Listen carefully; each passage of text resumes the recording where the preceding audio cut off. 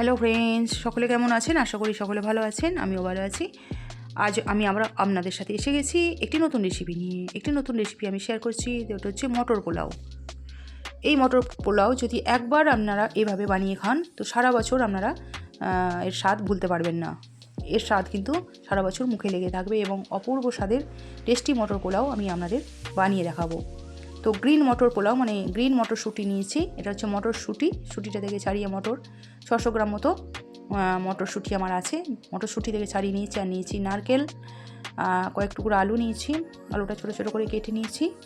আর নিয়েছি ধনেপাতা কুচি, কাঁচা লঙ্কা, পেঁয়াজ কুচি, রসুন নিয়েছি, একটু রসুনটা থেতো করে নিয়েছি, টমেটো কুচি নিয়েছি। যে সমস্ত উপকরণগুলো লাগবে সেগুলো দেখিয়ে দিচ্ছি, মেন ইনগ্রিডিয়েন্টসগুলো দেখিয়ে দিচ্ছি। আর ফোড়নের জন্য নিয়েছি গোটা জিরে, শুকনো লঙ্কা, এলাচ, লবঙ্গ, দারচিনি। আর নিয়েছি কিছু গুঁড়ো মশলা, জিরে গুঁড়ো, ধনে গুঁড়ো, হলুদ গুঁড়ো আর কাশ্মীরি লঙ্কার গুঁড়ো। ফার্স্টে আমি ননস্টিক একটা কড়াই বসিয়ে দিয়েছি গ্যাসে। গরম করে নেওয়ার পর সর্ষের তেল দিয়ে দিলাম। দেওয়ার পর আলুগুলো ফার্স্টে আমি ভেজে নেব। আলুগুলো দিয়ে দিলাম। দেওয়ার পর আলুগুলো খুব ভালো করে নাড়াচাড়া করে নিচ্ছি। একবার ঢাকা দিয়ে দিলাম একদম। এই সময় আঁচটা আমি একদম লো ফ্লেমে করে দিয়েছি। 5 মিনিট ঢাকা দিয়ে রেখেছিলাম। 5 মিনিট পর খুলে দেখছি আলুগুলো ভালো করে ভাজা হয়ে গেছে, কিছুটা নরমও হয়ে গেছে। তো আলুগুলো আমি তুলে নিচ্ছি। সমস্ত আলুগুলো খুব ভালো করে ভেজে নিয়ে আমি তুলে নিলাম। তারপর ওই তেলেতেই আর একটু সর্ষের তেল দিয়ে দিলাম, ফোড়ন দিয়ে দিলাম গোটা জিরে, শুকনো লঙ্কা আর এলাচ, লবঙ্গ আর দারচিনি। ফোড়নটা খুব ভালো করে গরম করে নিলাম। খুব সুন্দর যখন একটা স্মেল বেরোচ্ছে তখন আমি পেঁয়াজ কুচি দিয়ে দিলাম। একটা পেঁয়াজ আমি নিয়েছি এখানে, এক পেঁয়াজটা কুচি কুচি করে কেটে নিয়েছি। পেঁয়াজটা একটু ভালো করে ভেজে নিলাম। নেওয়ার পর 1 চামচ লবণ দিয়ে দিলাম। তারপর নারকেলটা আমি কুচি কুচি করে নিয়েছিলাম, নারকেলটা দিয়ে দিলাম। নারকেলটা দিয়ে একটু ভালো করে ভেজে নিলাম। তারপর দিয়ে দিলাম টমেটো কুচি। নারকেলটা অপশনাল, আপনারা দিতেও পারেন, নাও দিতে পারেন। নারকেল আমার ঘরে ছিল, খেতেও খুব ভালো লাগে, তো সেই জন্য আমি নারকেল কুচি দিয়ে দিলাম। টমেটোটা দিয়ে একটু নাড়াচাড়া করার পর আমি এখানে আরেকটু লবণ দিলাম আর 1 চামচ চিনি দিলাম। মনে হলো লবণটা কম হতে পারে, তো সেই জন্য আরেকটু লবণ দিয়ে দিলাম। মিষ্টির জন্য 1 চামচ চিনি দিয়ে দিলাম। খুব ভালো করে সমস্ত উপকরণগুলো নাড়াচাড়া করে নিলাম। এরপর আমি রসুনটা যে থেঁতো করে রেখেছিলাম সেই রসুনটা থেঁতো করে দিলাম। আপনারা এখানে রসুন কুচিও দিতে পারেন। তারপর আদা বাটা দিয়ে দিলাম। আদাটা লাল হয়েছে কারণ আমি এখানে আদার সাথে একটা শুকনো লঙ্কা বেটে নিয়েছিলাম, সেই জন্য আদা বাটাটা লাল লাল পাড়া লাগছে। 1 চামচ আদা বাটা দিয়ে খুব ভালো করে মশলাটা কষে নিলাম। নেওয়ার পর ধনে গুঁড়ো, জিরে গুঁড়ো, হলুদ গুঁড়ো আর কাশ্মীরি লঙ্কার গুঁড়ো দিয়ে দিলাম। সমস্ত মশলাগুলো খুব ভালো করে কষে নিচ্ছি।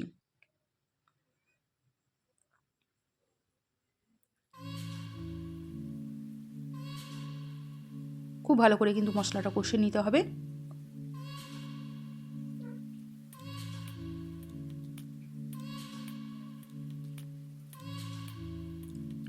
দুটো কাঁচা লঙ্কা চিড়ে আমি দিয়ে দিলাম ঝালের জন্য। সামান্য একটু জল দিয়ে দিলাম, কেননা মশলাটা কষতে কষতে অনেকটা শক্ত হয়ে গিয়েছিল, তো মশলাটা নরম করার জন্য 2 চামচ মতো জল দিয়ে দিলাম।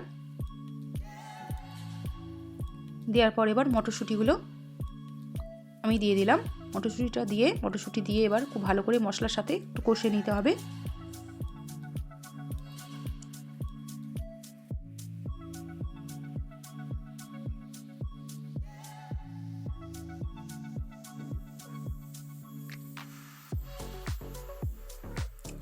মটরশুঁটি দিয়ে কষার পর কিছুক্ষণ পর আমি ফেটানো টক দই দিয়ে দিলাম। দইটা একটু ফেটিয়ে রেখেছিলাম, টক দই আমি দিয়ে দিলাম। আপনারা টক দই দিতেও পারেন, নাও দিতে পারেন, কিন্তু টক দই দিলে খুব সুন্দর একটা ফ্লেভার হয় বা খুব সুন্দর একটা টেস্ট হয়, তো তার জন্য এখানে আমি টক দই দিলাম।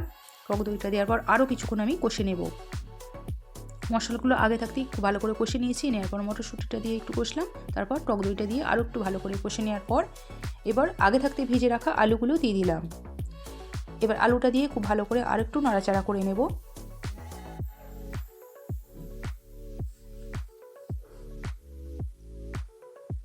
আমি আঁচটা কিন্তু সবসময় মিডিয়ামে রেখেছি, হাই ফ্লেমে কিন্তু করা যাবে না। হাই ফ্লেমে করে মশলা কষলে কিন্তু মশলা পুড়িয়ে যাওয়ার সম্ভাবনা থাকে।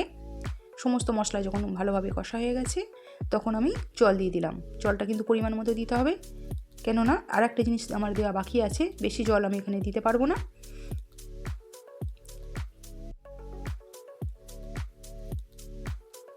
আমি দেরাদুন রাইস মানে লং গ্রেন দেরাদুন রাইস আছে যেটা যে চালটা বিরিয়ানি হয় সেই চাল আমি আগে থাকতে ধুয়ে রেখেছিলাম, সেই চাল আমি দিয়ে দিলাম।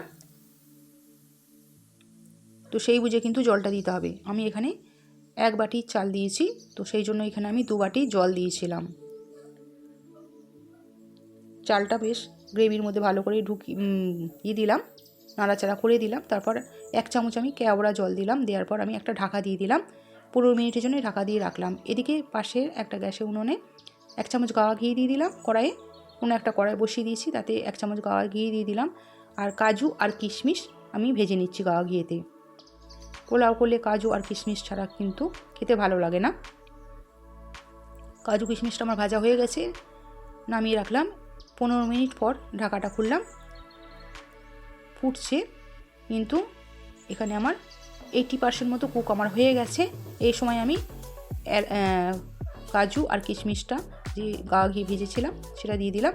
80% কুক হয়ে গেছে। তো রাইসের সাথে কাজু আর কিশমিশটা খুব ভালো করে মিশিয়ে দিলাম।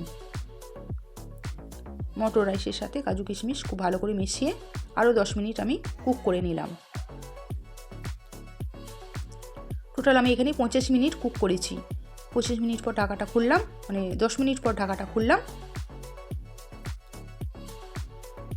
এখন আমি গ্যাসের ফ্লেমটা বন্ধ করে দিয়েছি। দেখতে পাচ্ছেন কতটা ঝরঝরে হয়েছে এখন এই রাইসটা। তারপর এখন আমি 1 চামচ গরম মশলা গুঁড়ো দিয়ে দিলাম আর 1 চামচ গাওয়া ঘি দিয়ে দিলাম। গাওয়া ঘিটা শীতকালে একটু বসে গেছে, সেই জন্য চামচ করে তুলেছি। চামচ করে পড়ছিল না বলে আমি আবার হাতে করে চামচ থেকে তুলে দিয়ে দিলাম। গরম গুঁড়ো মশলা আর গাওয়া ঘি রাইসের সাথে মটর রাইসের সাথে খুব ভালো করে মিশিয়ে দিলাম। খুন্তির সাহায্যে খুব ভালো করে মিশিয়ে দিলাম। দেওয়ার পর এটা আমি কিন্তু আরও 10 মিনিট ঢাকা দিয়ে রাখবো। গ্যাসের ফ্লেমটা আমি কিন্তু অলরেডি বন্ধ করে দিয়েছি, কেননা পুরোপুরি রান্না আমার হয়ে গেছে। এবার এটা ঝরঝরে হয়ে যাবে, 10 মিনিট ঢাকা দিয়ে রাখবো। 10 মিনিট ঢাকা দেওয়ার পর আমি খুলবো। 10 মিনিট পর খুললাম। রাইসটা কিন্তু একদম ঝরঝরে হয়ে গেছে। লাস্টে আমি ধনেপাতা কুচি একটু গার্নিশ করে দিলাম ওপর থেকে। শীতকালে রান্না করলে ধনেপাতা কুচি দিতে খেতে খুবই ভালো লাগে। আরও 5 মিনিট আমি ঢাকা দিয়ে রাখলাম। 5 মিনিট পর এবার খুলছি, পরিবেশন করব গরম গরম। আমি তুলে দেখাচ্ছি রাইসটা কতটা ঝরঝর হয়েছে, দেখতে পাচ্ছেন। সঠিক পরিমাপ সহ রান্না করলে কিন্তু রাইস কিন্তু খুবই ঝরঝরে হয়। বন্ধুরা আমার চ্যানেলটিকে সাবস্ক্রাইব করবেন প্লিজ, বন্ধুরা পাশে থাকবেন এবং ভালো লাগলে লাইক কমেন্ট শেয়ার করতে যেন ভুলবেন না। আমার মটর পোলাও একদম রেডি হয়ে গেছে। আমি একটা প্লেট এবার তুলছি গরম গরম পরিবেশন করব বলে। দেখতে পাচ্ছেন কতটা ঝরঝরে হয়েছে মটর পোলাও। আমি এইভাবে যেভাবে রান্না করলাম এইভাবে একবার রান্না করে খেয়ে দেখবেন, এর স্বাদ কিন্তু সত্যিই কোনো দিন ভুলতে পারবেন না। অসাধারণ টেস্টি একটা রেসিপি আপনাদের সাথে শেয়ার করলাম। আজ আসি বন্ধুরা, সকলে ভালো থাকবেন, সুস্থ থাকবেন। আপনাদের সাথে দেখা হচ্ছে অন্য কোনো ভিডিওতে।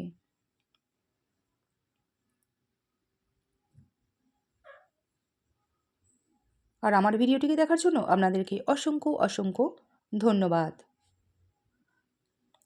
মটর পোলাও গরম গরম এবার পরিবেশন করব।